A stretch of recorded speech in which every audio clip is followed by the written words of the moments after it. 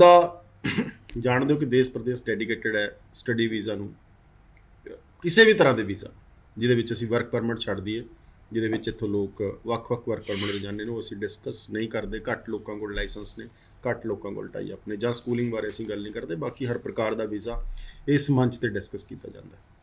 ਹੁਣ ਅਸੀਂ ਗੱਲ ਕਰਾਂਗੇ ਜੀ ਕਿ ਡਾਇਰੈਕਟਲੀ ਤੁਸੀਂ ਆਪਣੀ ਕੋਈ ਜਾਣਕਾਰੀ ਲੈ ਸਕਦੇ ਹੋ ਵੱਖ-ਵੱਖ ਦੇਸ਼ਾਂ ਦੀ, Australia, New Zealand, Canada, UK, US, Europe, ਇੱਕ ਸੈਮੀਨਾਰ 'ਚ ਜਾ ਕੇ, ਜਿਹਦਾ ਪਲਾਨ ਵੈਸਟਰਨ ਓਵਰਸੀਜ਼ 14 ਤੋਂ ਲੈ ਕੇ 28 ਜੂਨ ਦੇ ਵਿੱਚ ਕਰ ਰਹੇ ਹਾਂ। 14 ਤੋਂ 28 ਜੂਨ ਦੇ ਵਿੱਚ ਜਿਹੜੇ ਸੈਮੀਨਾਰ ਹੋਣਗੇ, ਉਹਨਾਂ ਦੇ ਵੈਨਿਊ, ਉਹਨਾਂ ਦੀਆਂ ਜਿਹੜੀਆਂ ਸਿਟੀ ਵਾਈਜ਼ ਲੋਕੇਸ਼ਨਸ ਹੋ ਗਈਆਂ, ਅਤੇ ਨਾਲੋਂ ਨਾਲ ਕਿਵੇਂ ਤੁਸੀਂ ਇਹਨਾਂ ਦੇ ਵਿੱਚ ਪਾਰਟੀਸਪੇਟ ਕਰਨਾ, ਕਿਹੜੇ ਕਿਹੜੇ ਦੇਸ਼ਾਂ ਲਈ ਕਰਨਾ, ਕਿਹਨਾਂ ਨੂੰ ਸੱਦਾ ਹੈਗਾ, ਉਹਦੇ ਬਾਰੇ ਚਰਚਾ ਕਰਾਂਗੇ। ਪ੍ਰਦੀਪ ਜੀ ਜਦੋਂ ਆਏ ਤੇ ਇਹਨਾਂ ਨੇ ਕੋਈ ਡਿਸਕਸ਼ਨ ਕੀਤੀ।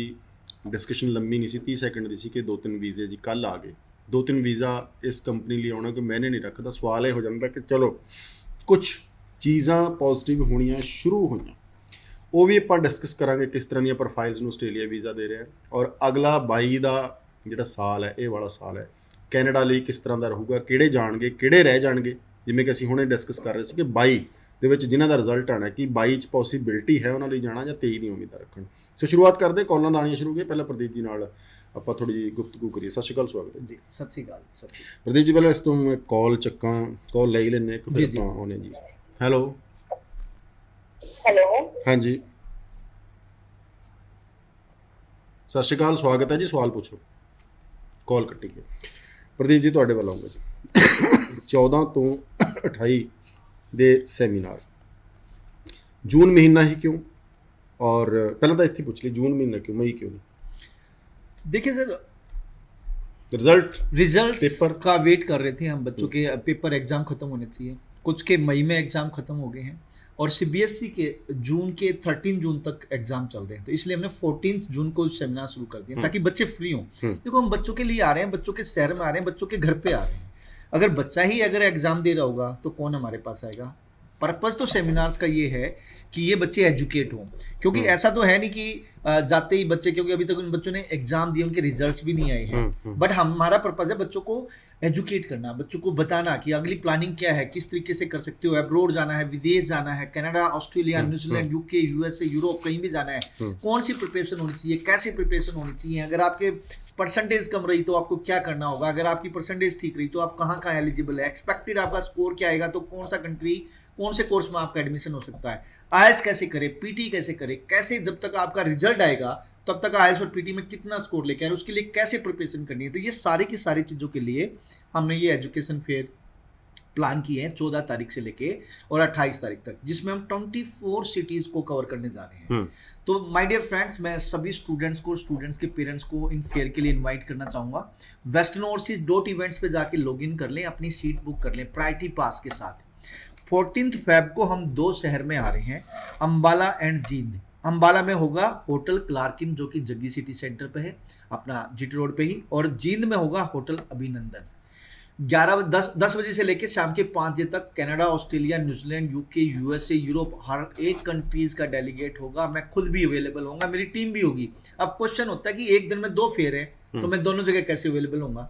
एक जगह मैं फिजिकल अवेलेबल होऊंगा और दूसरी जगह मैं वर्चुअल अवेलेबल होऊंगा। मेरी टीम बैठी होगी, जो भी जहां पे मैं अवेलेबल नहीं हूं, जो स्टूडेंट मेरे से बात करना चाहता है तो थ्रू जूम कॉल मेरे से फिजिकली, मतलब वर्चुअली मिल सकता है। तो इस तरीके से हमने इसको प्लान किया है। 15 जून को कुरुक्षेत्र एंड हिसार, कुरुक्षेत्र में डिवाइन क्लार्किन है और हिसार में होटल डबल स्पून है। 16 जून को करनाल एंड सिरसा, करनाल में होटल डिवेंचर और सिरसा में होटल गैलेक्सी। 17 जून को हम सोनीपत एंड कैथल, सोनीपत में होगा सागर रेस्टोरेंट सुभाष चौक पे, और कैथल में होगा होटल गोल्ड इन। 18 तारीख को रोहतक एंड यमुनानगर, रोहतक में होटल रिवोली और यमुनानगर में होटल मधु। 19 जून को अमृतसर एंड ऊना, अब अमृतसर पंजाब में है और ऊना हिमाचल में है, तो एक टीम अमृतसर में होगी, एक ऊना में होगी। अमृतसर में HK क्लार्किन, जो कि रणजीत एवेन्यू B ब्लॉक में है, और ऊना में होगा दयाल होटल। 20 जून को हम होंगे जलंधर एंड फिरोजपुर, जलंधर में होटल किंग्स और फिरोजपुर में होटल अलीजा। इसके अलावा 20 जून को 20 जून को हो गया जलंधर एंड फिरोजपुर। 21 जून को होंगे पटियाला एंड गुरदासपुर। पटियाला में होटल मोहन कॉन्टिनेंटल और गुरदासपुर में होगा होटल इंटरनेशनल। 22 जून को बठिंडा एंड जम्मू। बठिंडा में hotel Krishna continental and Jammu में होटल विवेक। 23 जून को लुधियाना एंड देहरादून। लुधियाना में होगा ए होटल और देहरादून में होटल JSR कॉन्टिनेंटल। 24 जून को श्री गंगानगर होंगे होटल प्राइम प्रेसिडेंसी और 25 जून को हम होंगे Chandigarh aroma hotel sector 22C। 26 जून को दिल्ली होंगे, इसका वेन्यू बहुत जल्दी हम आपको डिक्लेयर करने जा रहे हैं। और 28 जून को जयपुर होटल हिल्टन। 10 बजे से लेकर शाम के 5 बजे तक किसी भी कंट्री में आपने जाना है, हर एक कंट्रीज की काउंसलिंग दी जाएगी। आपको डेलीगेट से मिलने का मौका मिलेगा यूनिवर्सिटी कॉलेज के। मैं खुद भी अवेलेबल होऊंगा, एक सेमिनार में मैं फिजिकली और दूसरे अगर सेम डे दूसरा हो रहा है तो वहाँ पे वर्चुअली। साथ साथ में मेरी टीम होगी।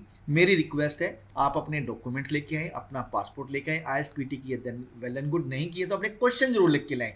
साथ साथ में मेरी रिक्वेस्ट है कि भाई आपकी फैमिली में जो भी मेंबर्स हैं उनकी डिटेल जरूर लिख के आए कि वो बिजनेस करते हैं या जॉब करते हैं या कुछ भी नहीं कर रहे हैं, पैन कार्ड है या नहीं है। अगर जो भी उनका ऑक्यूपेशन है उसके हिसाब से उनको ITR भरते हैं या नहीं भरते हैं तो कितने की भरते हैं। और साथ साथ में अब्रॉड जाना है, किस कंट्री में जाना है, कौन से प्रोग्राम में एडमिशन लेना चाहते हैं, कोई एरिया आपने डिसाइड किया है या नहीं किया है।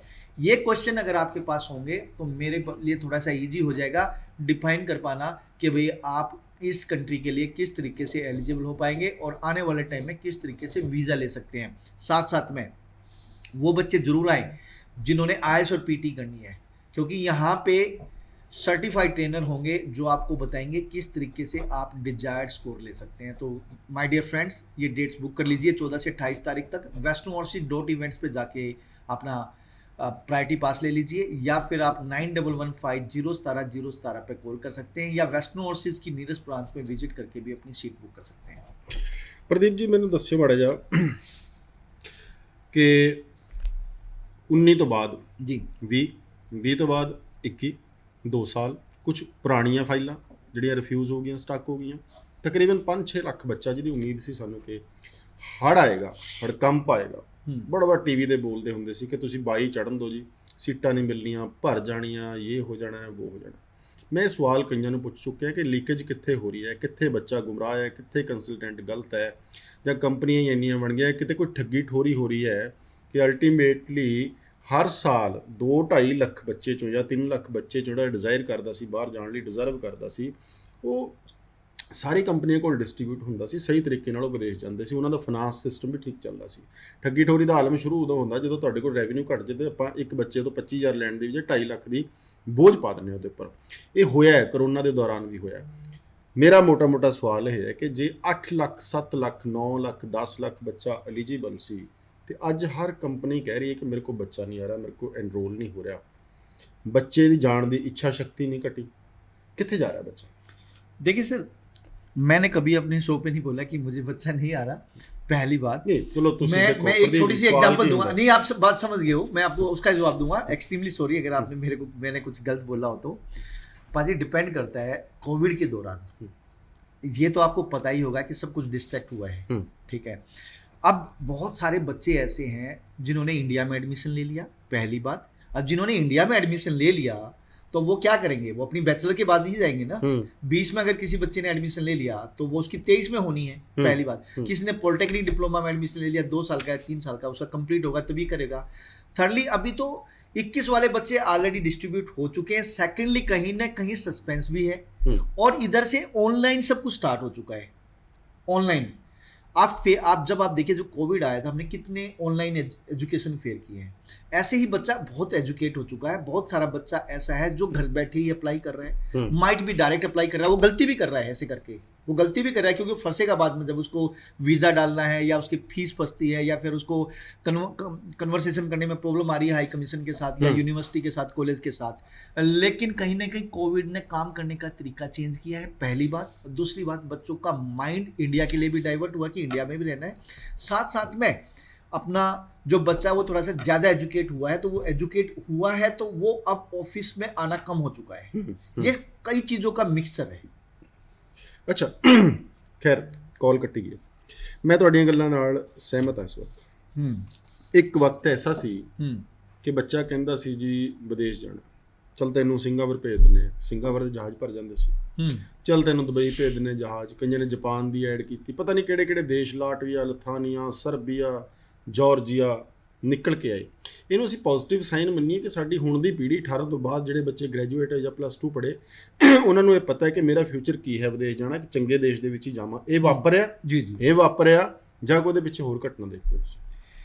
देखो जी, ਕਿ ਰਿਫਾਈਨਡ ਕੰਟਰੀ ਵਧੇ, ਠੀਕ ਹੈ, ਰਿਫਾਈਨਡ ਕੰਟਰੀ तो ये आप जो कंट्री बता रहे हो ना, ये कंट्री मोस्टली ऐसे कंसल्टेंट्स लेके आ ਪਹਿਲਾਂ रहे ਇਹੋ हैं। ਜਿਹਾ ਕੀ ਉਹਨਾਂ ਕੋਲ ਜਾਦੂ ਸੀ ਕਿ ਜਹਾਜ਼ ਭਰ ਜਾਂਦੇ ਸੀ, ਅੱਜ ਗੱਲ ਹੀ ਨਹੀਂ ਕਰਦੇ। देखो, ਮੈਂ ਪ੍ਰਮੋਟ ਨਹੀਂ ਕਰ ਰਿਹਾ, ਮੈਂ ਤਾਂ ਪਹਿਲਾਂ ਵੀ ਕਹਿੰਦਾ ਸੀ ਜਾਣਾ ਨਹੀਂ ਚਾਹੀਦਾ। हम्म, ਮੈਂ ਕਹਿੰਦਾ ਸੀ ਪਹਿਲਾਂ ਕੀ ਸੀ ਉਹਨਾਂ ਕੋਲ ਜਿਹੜੇ ਜਾਂਦੇ ਸੀ, ਅੱਜ ਜਾਂਦੇ ਨਹੀਂ। आप एजुकेट हो रहे हैं, पहली बात ਇਹੀ ये एजुकेट हो रहे हैं। सर, एक दिन मैं और आप ऑफ रिकॉर्ड आपके ऑफिस में बात कर रहे थे, आप अपने बेटे के बारे में कुछ बता रहे थे। आज की डेट में बच्चे कंप्यूटर पैदा होने शुरू हो गए। पहली बात तो आपके बेटे ने, जब आप बता रहे थे एक स्टोरी कि भाई मेरा बेटा ऑलरेडी डिसाइड करके बैठा है कि उसको टॉप रैंक यूनिवर्सिटी में जाना है, वो सारे रिसर्च करके बैठा है। तो आज की डेट में बहुत सारा बच्चा ऐसा है जो डीप रिसर्च करके बैठा है, उसको पता लग गया कि कौन सा कंट्री ठीक है, कौन सा ठीक नहीं है। अब जो बच्चे, अब आप यूक्रेन गए थे, आप देखिए, चलो MBBS करने गए थे, ठीक है, जो बच्चे इंडिया में एडमिशन नहीं हो पा रहा था वो जा रहे थे। दूसरा ऐसे भी बच्चे जा रहे थे जो कहीं के लिए एलिजिबल नहीं थे, तो वो वहां से स्टूडेंट वीजा 4-4 महीने के स्टूडेंट वीजा पे जा रहे थे। बता उनका भविष्य क्या था। लेकिन अब वो सारे वापस आए ना, तो ठगी तो हुई ना, बच्चों का पैसा तो गया ना, ठीक है। चाहे बच्चों ने खुद डिसाइड किया हो, चाहे वहां से आगे निकलने की कोशिश कर रहे हो। तो सब कहने का मतलब ये है, जब कोई इंसिडेंट होता है उससे लोग सीखते हैं।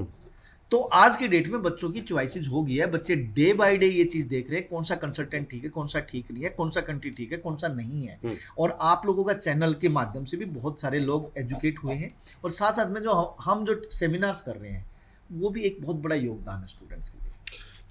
ਚੰਗਾ ਕਦਮ ਹੈ, ਪਰ ਇੱਕ ਦੁੱਖ ਬੜਾ ਵਾਪਰਦਾ ਹੈ ਕਿ ਇੱਕ ਸਮਾਂ ਸੀ ਇਨਲੀਗਲ ਤਰੀਕੇ ਨਾਲ ਅਸੀਂ ਵਿਦੇਸ਼ ਜਾਂਦੇ ਸੀ, ਔਰ ਸਮਾਂ ਆਇਆ, ਇੱਕ ਮਜਬੂਰੀ ਬਣੀ, 84 ਹੁੰਦਾ ਹੈ, ਪੰਜਾਬ ਦੇ ਵਿੱਚ ਬੜਾ ਕੁਝ ਵਾਪਰਦਾ ਹੈ, ਉਥਲ ਪੁਥਲ ਹੁੰਦੀ ਇੱਕ ਲੀਗਲ ਪਲੇਟਫਾਰਮ ਸਿਰਜਿਆ ਜਾਂਦਾ ਜਿਹਦੇ ਵਿੱਚ ਇਸ ਤਰ੍ਹਾਂ ਦੀਆਂ ਕੰਪਨੀਆਂ, ਵੈਸਟਰਨ ਓਵਰਸੀਜ਼ ਜਾਂ ਹੋਰ ਹਜ਼ਾਰਾਂ ਕੰਪਨੀਆਂ ਜਿਨ੍ਹਾਂ ਨੇ ਇੱਕ ਇੰਡਸਟਰੀ ਵੱਖਰੀ ਖੜੀ ਕੀਤੀ, ਐਜੂਕੇਸ਼ਨ ਇੰਡਸਟਰੀ ਖੜੀ ਕੀਤੀ, ਔਰ ਇਨਲੀਗਲ ਤਰੀਕੇ ਨਾਲ ਵਿਦੇਸ਼ ਜਾਣੋਂ ਰੁਕੇ। ਪਰ ਉਹਦਾ ਇੱਕ ਹੋਰ ਪੱਖ ਪੈਦਾ ਹੋਇਆ ਕਿ ਅਸੀਂ ਵਿਆਹ ਕਰਾਉਣ ਵਾਲਾ ਤਰੀਕਾ ਅਪਣਾਇਆ, ਭਾਵੇਂ UK ਆ, ਭਾਵੇਂ ਆਸਟ੍ਰੇਲੀਆ, ਭਾਵੇਂ ਨਿਊਜ਼ੀਲੈਂਡ, ਭਾਵੇਂ ਕੈਨੇਡਾ। ਉਹਦੇ ਵਿੱਚ ਵੀ ਬੜਾ ਇੱਕ ਵੱਖਰੇ ਤਰ੍ਹਾਂ ਦਾ ਨਰੇਸ਼ਨ ਸਿਰਜ ਕੇ, ਬਿਰਤਾਂਤ ਸਿਰਜ ਕੇ ਲੋਕਾਂ ਤੋਂ ਪੈਸੇ ਕਢਾਏ ਗਏ, ਔਰ 70% ਫਾਈਲਾਂ ਠੀਕ ਸੀਗੀਆਂ, 30% ਜਿਹਦੇ ਵਿੱਚ ਫਿਰ ਉਹ 30-40 ਸਾਲ ਦੇ ਦੌਰ ਦੇ ਵਿੱਚ ਪਹੁੰਚ ਜਾਂਦੀਆਂ। ਖੈਰ, ਅਵੇਅਰ ਹੋਣਾ ਇੱਕ ਚੰਗੀ ਗੱਲ ਹੈਗੀ, ਪਰ ਅਵੇਅਰ ਹੋਣ ਦੇ ਨਾਲ ਨਾਲ ਅਮਲੀ ਜਾਮਾ ਪਹਿਨਾਉਣਾ ਬਹੁਤ ਜ਼ਰੂਰੀ ਹੈ। ਅਸੀਂ ਇਹ ਪਤਾ ਤਾਂ ਕਰ ਲੈਂਦੇ ਹਾਂ ਕਿ ਹਾਂਜੀ ਫਲਾਈਟ ਜਿਹੜੀ ਹੈਗੀ ਹੈ ਕਿ ਉਹ ਚੰਡੀਗੜ੍ਹ ਤੋਂ ਦਿੱਲੀ ਇੰਨੇ ਪੈਸੇ 'ਚ ਜਾਂਦੀ ਹੈ, ਪਰ ਉਹਦਾ ਜਦੋਂ ਕੰਪੈਰੀਜ਼ਨ ਕਰਦੇ ਹਾਂ, ਉਹਦੇ ਅੰਦਰ ਦੇਖਦੇ ਹਾਂ, ਉਹਦਾ ਫੂਡ ਦੇਖਦੇ ਹਾਂ, ਉਹਦੇ ਨੈਗੇਟਿਵ ਪੋਜ਼ੀਟਿਵ ਦੇਖਦੇ ਹਾਂ, ਅਸੀਂ ਪ੍ਰੈਕਟੀਕਲ ਚੀਜ਼ਾਂ, ਅਸੀਂ ਫਲਾਈਟ 'ਚ ਬੈਠ ਕੇ ਸਫ਼ਰ ਨਹੀਂ ਕੀਤਾ ਹੁੰਦਾ, YouTube ਤੱਕ ਦੇ ਜਾਂ ਫੇਸਬੁੱਕੀਏ ਬਣ ਕੇ ਰਹਿ ਜਾਂਦੇ ਹਾਂ ਅਸੀਂ। ਸੋ ਮਸਲਾ ਮੇਰਾ ਇਹ ਹੈ ਕਿ ਅਸੀਂ ਜੇ ਜਾਣਕਾਰੀ ਲੈਣੀ ਹੈ ਐਜੂਕੇਸ਼ਨ ਦੀ, ਤਾਂ ਸਭ ਤੋਂ ਪਹਿਲਾ ਪੁਆਇੰਟ ਹੈ ਕੰਸਲਟੈਂਸੀ ਲਓ। ਮੈਨੂੰ ਲੱਗਦਾ ਪੰਜਾਬ 'ਚ ਫ੍ਰੀ ਹੈ, ਇੱਕ ਕੋਲ ਜਾਓ, ਦੂਜੇ ਕੋਲ ਜਾਓ, ਤੀਜੇ ਕੋਲ ਜਾਓ, ਚੌਥੇ ਕੋਲ ਜਾਓ, ਪਰ ਕਾਗਜ਼ ਨਾ ਵੰਡੋ ਕਿ ਤੂੰ ਵੀ ਮੰਗਾ ਦੇ, ਤੂੰ ਵੀ। ਬੜਾ ਦੁੱਖ ਲੱਗਦਾ, ਅੱਜ ਇੱਕ ਸਾਡੇ ਕੋਲ ਆਇਆ, ਕਹਿੰਦਾ ਜੀ ਮੈਂ 1.5 ਮਹੀਨਾ ਪੌਣੇ 2 ਮੱਥਾ ਮਾਰੀ ਕਰਕੇ ਕਿਸੇ ਬੱਚੇ ਦੀ ਆਫਰ ਲੈਟਰ ਮੰਗਵਾਈ, ਪੱਲਿਓਂ $100 ਵੀ ਭਰਿਆ, ਤੇ ਜਦੋਂ ਉਹਨੂੰ ਕਿਹਾ ਵੀ ਤੇਰੇ ਲਈ ਮੈਂ ਬਹੁਤ ਸੋਹਣਾ ਕੋਰਸ ਲੱਭਿਆ, ਤੈਨੂੰ ਮੈਂ ਸਮਝਾਇਆ ਵੀ ਸੀ ਯੂਨੀਵਰਸਿਟੀ ਲੱਭੀ, ਅੱਗੋਂ ਜਵਾਬ ਆਉਂਦਾ ਜੀ ਮੇਰਾ ਤਾਂ ਫਲਾਣੇ ਨੇ ਮੰਗਵਾਤਾ ਸੀ, ਮੈਂ ਤਾਂ ਉੱਥੇ ਇਨਰੋਲ ਹੋ ਗਿਆ। ਮਤਲਬ ਤਸੱਲੀ ਰੱਖੋ, ਇੱਕ ਪਾਸੇ ਕੰਸਲਟੈਂਟ ਚੁਣੋ, ਸਭ ਤੋਂ ਪਹਿਲਾ ਪੈਰਾਮੀਟਰ। ਖੈਰ, ਹੁਣ ਜਿਹੜਾ ਤੁਸੀਂ ਸੈਮੀਨਾਰ ਕਰਨ ਜਾ ਰਹੇ ਹੋ, ਇਹਦੇ ਵਿੱਚ ਵੀ ਬੱਚੇ ਤਰ੍ਹਾਂ ਦੇ ਤੁਹਾਡੇ ਕੋਲ ਆਉਣਗੇ, ਪਹਿਲਾਂ ਵੀ ਤੁਸੀਂ ਦੱਸਿਆ ਹੈਗਾ। ਹੁਣ ਸਭ ਤੋਂ ਵੱਡੀ ਪ੍ਰੋਬਲਮ ਇਹ ਹੈ ਇਸ ਵਕਤ, ਜੇ ਬੱਚਾ ਮੇਰੇ ਕੋਲ ਆਉਂਦਾ ਹੈ, ਮੇਰੀ ਕਾਉਂਸਲਿੰਗ ਹੋਰ ਤਰ੍ਹਾਂ ਦੀ ਹੈ, ਤੁਹਾਡੇ ਕੋਲ ਆਉਂਦਾ ਹੈ, ਤੁਹਾਡੀ ਕਾਉਂਸਲਿੰਗ ਹੋਰ ਤਰ੍ਹਾਂ ਦੀ ਹੈ, ਚੰਡੀਗੜ੍ਹ ਜਾਂਦਾ ਹੈ, ਬਰਨਾਲੇ ਜਾਂਦਾ ਹੈ, ਹਰ ਤਰ੍ਹਾਂ ਦੀ ਕਾਉਂਸਲਿੰਗ ਇੱਕ ਵੱਖਰੀ ਹੈ। ਬੱਚਾ ਬੜਾ ਕਨਫਿਊਜ਼ ਹੋ ਜਾਂਦਾ ਹੈਗਾ, ਇਹਦਾ ਕੋਈ ਇੱਕ ਪੈਰਾਮੀਟਰ ਨਹੀਂ, ਖਾਸ ਕਰ ਯੂਰਪ ਨੂੰ ਲੈ ਕੇ, ਹੈ ਨਾ। ਸੋ ਮੈਂ ਚਾਹ ਰਿਹਾ ਕਿ ਚਾਹੇ ਫਰੈਸ਼ ਕੇਸ ਨੇ, ਚਾਹੇ ਰਿਫਿਊਜ਼ ਕੇਸ ਨੇ, ਉਹਦੇ ਵਿੱਚ ਜਦੋਂ ਹੁਣ ਤੁਸੀਂ ਉਹਨੂੰ ਕੰਸਲਟੈਂਸੀ ਦਿਓਗੇ, ਵਿਦ ਯੂਨੀਵਰਸਿਟੀਆਂ ਦੇ ਕਾਲਜ ਆਉਣਗੇ ਜੀ, ਡੈਲੀਗੇਟਸ ਹੋਣਗੇ ਜੀ, ਕੀ ਸੋਚਦੇ ਹੋ ਕਿ ਬਾਕੀ ਕਾਉਂਸਲਿੰग ਨਾਲੋਂ ਕੁਝ विद्यार्थी को ऐसी चीज़ हो कि लगे उन्होंने नहीं ठीक है मेरे लिए? देखिए, ये फेयर करने का एक पर्पज़ होता है कि हम स्टूडेंट्स को रूबरू यूनिवर्सिटी कॉलेज से कराएं। जब एक यूनिवर्सिटी कॉलेज अपने माउथ से बच्चे को फेस टू फेस सारी चीज़ें बताती है, तो बच्चे का कंसेप्ट और क्लियर होता है। तो हमारा काम तो यही है कि हम स्टूडेंट्स और यूनिवर्सिटी स्टूडेंट्स और एम्बेसी स्टूडेंट्स और कॉलेज के बीच में मीडियोकर वाला रोल अदा करें, और एक वो चंगी यूनिवर्सिटी और कॉलेज बच्चों से रूबरू कराएं जो जिसमें बच्चा जाना चाहता है, ड्रीम डेस्टिनेशन है। भाजी हम रेगुलेटेड कैनेडियन इमिग्रेशन कंसल्टेंट है, हमारा कनाडा में ऑफिस है, हमारे ऑस्ट्रेलिया में ऑफिस है, हम हर एक कंट्रीज़ के लिए क्वालिफाइड कंसल्टेंट हैं। तो हमारे यहाँ ट्रांसपेरेंट सारे काम होते हैं और हमारा पर्पज़ है कि हर एक बच्चे को जेन्युइन गाइडेंस दी जाए। नो कहने की कैपेसिटी हमारे पास होती है, अगर बच्चे का नहीं होना तो हमने मना कर देना है कि भाई तेरा इस कंट्री में नहीं होना, पर्टिकुलर इस कंट्री में हो सकता है, अगर कहोगे तो हम फाइल प्रिपेयर करेंगे, अदरवाइज नहीं करेंगे। और एजुकेशन फेयर अगेन पर्पज ये की है हर एक बच्चे को तक पहुंचा जाए, उसको एजुकेट किया जाए, उसके घर जाके बताया जाए कि भाई तू एलिजिबल है या नहीं है, आपको क्या क्या प्रिपरेशन करने की जरूरत है, क्या क्या नहीं है, क्योंकि बच्चा मिसगाइड हो रहा है। अब डिफरेंट ऑफिस के पास में जाता है तो बच्चा कहीं ना कहीं हर, जैसे आपने बताया कि हर एक बंदे की अपनी कैपेसिटी है या अपना काम करने का तरीका है। मैं रोक दिना ਤੁਹਾਨੂੰ, मैं क्यों मुद्दा उठाया। ਚੌਥੇ ਪੰਜਵੇਂ ਸਾਨੂੰ ਇੱਕ ਕਾਲ ਆਉਂਦੀ ਹੈ ਬੱਚੇ ਦੀ, ਲਾਈਵ ਸ਼ਾਇਦ ਰਿਕਾਰਡ ਵੀ ਹੋਈ ਹੈ। ਕਹਿੰਦਾ ਜੀ ਮੈਂ ਨਿਊਜ਼ੀਲੈਂਡ ਜਾਣਾ ਸੀ, ਮੈਂ ਵੇਟ ਕਰ ਰਿਹਾ ਸੀ ਖੁੱਲੇ, ਕਹਿੰਦਾ ਮੈਂ ਕਿਹਕੋ ਗਿਆ ਮੋਹਾਲੀ, ਉਹ ਕਹਿੰਦਾ ਨਹੀਂ ਖੁੱਲਿਆ। ਜੇ ਖੁੱਲ ਵੀ ਗਿਆ 25 ਲੱਖ ਫੰਡ ਨੇ, 25 ਲੱਖ ਦਿਖਾ ਵੀ ਦੋਗੇ, ਹੁਣ ਤਾਂ ਜੀ ਫੀਸ ਐਡਵਾਂਸ ਹੋ ਗਈ, ਉੱਥੇ ਫੀਸ ਫਸ ਜਾਣੀ ਹੈ, ਮੈਨੂੰ नहीं लगता वो पक्के करने। 90,000 उन्होंने पहला उन्हें कीड़े क्यों पाए कि कोई उसके बाद कुछ नहीं, उसके बाद डायरेक्ट सीट नहीं। वही बात एक और भी है ना सर, एक कंसल्टेंट है उसके पास जो प्रोडक्ट है वो सेल कर रहा है, दूसरा एजेंट जो है कंसल्टेंट है उसके पास जो प्रोडक्ट है वो सेल कर रहा है। तो यहाँ बच्चे के भविष्य के लिए कम बल्कि इस चीज के लिए ज्यादा देखा जा रहा है कि उसके पास है क्या, वो क्या करे। ठीक है, अब देखा जाए 5,000 सीटें इन्होंने न्यूजीलैंड में दी हैं, तो अभी भी मेरे पास बहुत सारे कॉलेज हैं जो अभी भी कह रहे हैं कि भाई अगर आपके पास लास्ट टाइम तक अगर कोई सीट्स है, अगर मान लो कोई बच्चा है और आपके पास बच्चे के पास फंड 6 महीने पुराने, तो आओ हम अभी उनको क्या नाम है इनवाइट करेंगे।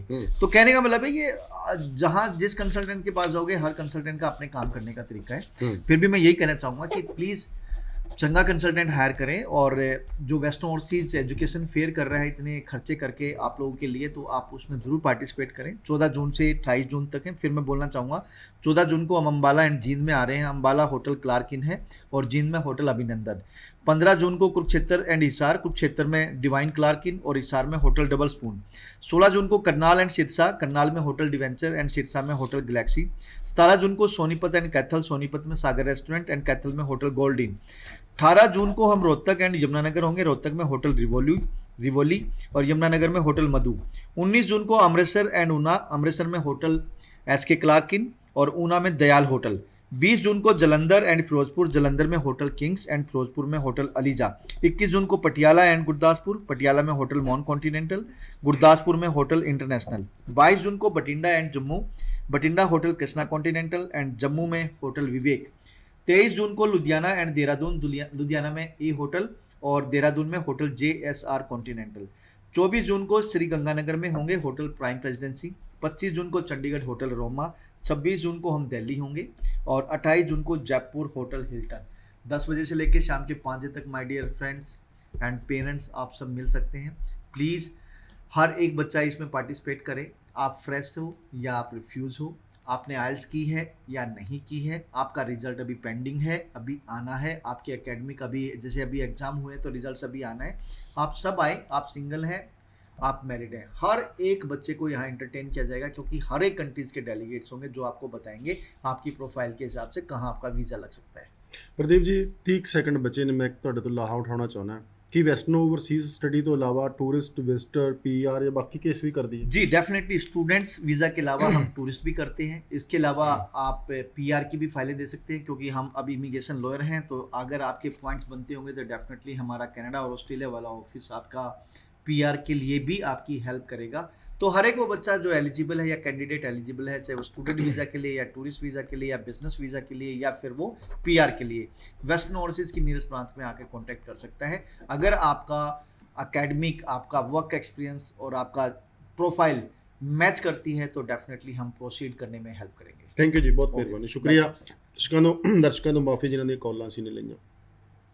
टैक्नीकल टीम साडा और स्टूडियो दोवें जिन्हां दा प्रोडक्शन हाउस का धन्नवाद, जिन्हां दी टैक्नीकल टीम तालमेल करके शूट करके लाइव करके तुहाडे घरां तक पहुँचाउंदी है। उम्मीद करांगे शो पसंद आया होगा। वधेरे जानकारी लई तुसीं वेस्टर्न ओवरसीज दे नाल संपर्क कर सकदे हो। सत श्री अकाल।